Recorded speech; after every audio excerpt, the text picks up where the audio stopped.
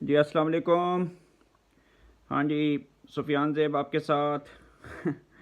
Trump کی جیت کی خبریں لے کے حاضر ہو گیا ہے۔ تو ٹرمپ کو 280 کے لگ بھگ سیٹیں مل چکی ہیں اور اس کی گورنمنٹ بننے کے لیے جا رہی ہے۔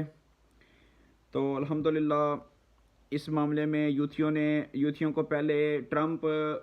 عمران خان کو آزادی دلوائے گا، اور پھر عمران خان کو جو ہے نا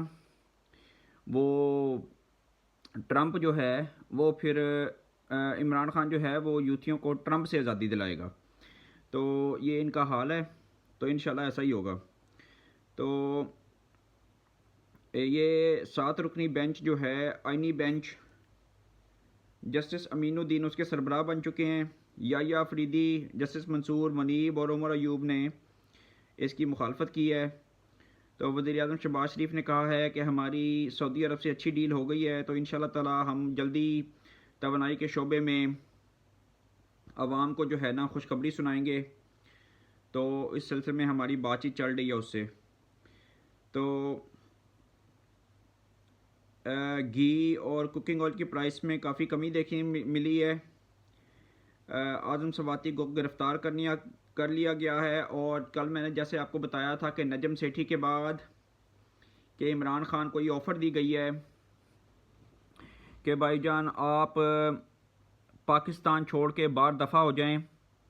تو خواجہ آصف نے اس بات کی تصدیق کی ہے کہ پی ٹی آئی کے رہنما بانی جو ہیں وہ اس کے باہر جانے کے لیے کوششیں کر رہے ہیں کہ کسی طرح عمران خان کو ملک سے باہر بھیجا جا سکے۔ تو پاکستان اور ایران نے سرحدی امور پر دہشت گردی مشترکہ چیلنجز سے نمٹنے کا اتفاق کیا ہے،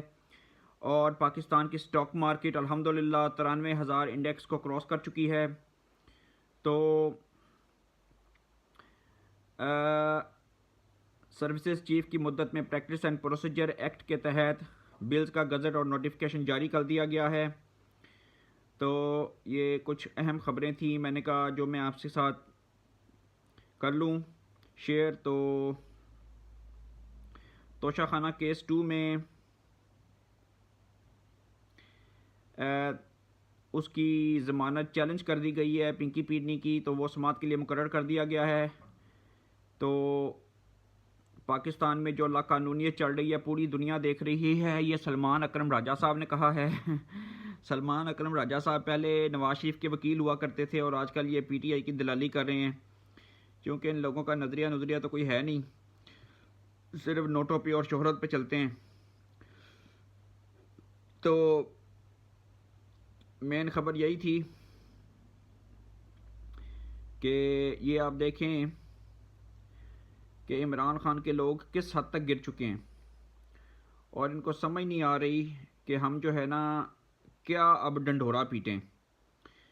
تو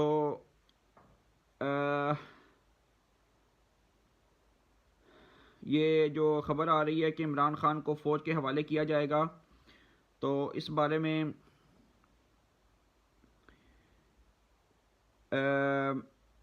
بارے میں یہ بات واضح ہو گئی ہے کہ عمران خان کو اور فیض حمید کے سامنے شواہد رکھ دیے گئے ہیں، اور انشاءاللہ تعالیٰ ان کو بہت جلد جو ہے نا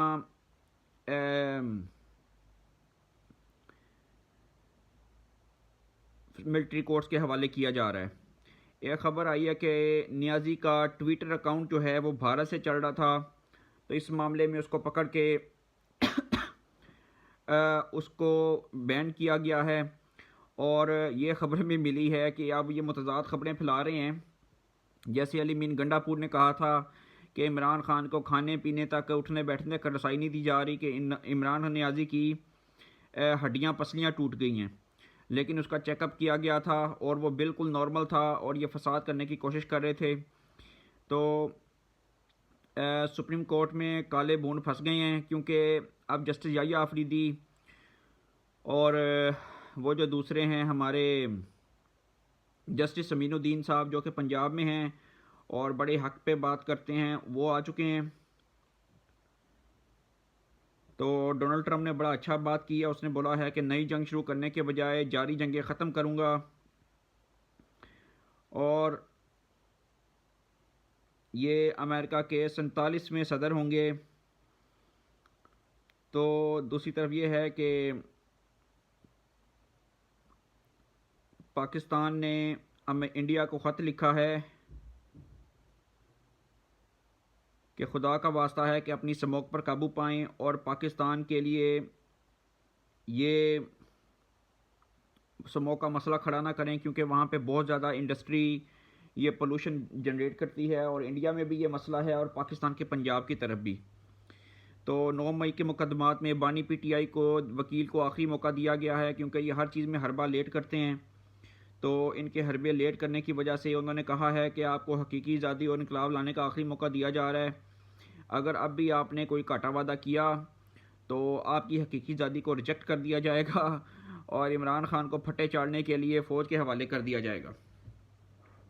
تو اللہ تعالیٰ خیر فرمائے۔ مریم نواز کی جو ہے نا وہ طبیعت تھوڑی سی ناساز تھی، تو اللہ تعالیٰ خیر فرمائے۔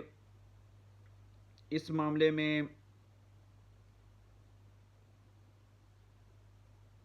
وہ لندن گئی ہیں اور اپنا علاج معالجہ کروانے کے سلسلے میں، تو اللہ تعالیٰ خیر فرمائے کہ اللہ کرے وہ خیریت سے واپس آئیں۔ نواز شریف نے بہت حوصلہ افزا بات کہی ہے، انہوں نے کہا ہے کہ پاکستان میں تمام معاشی انڈیکیٹرز بدل دیے گئے ہیں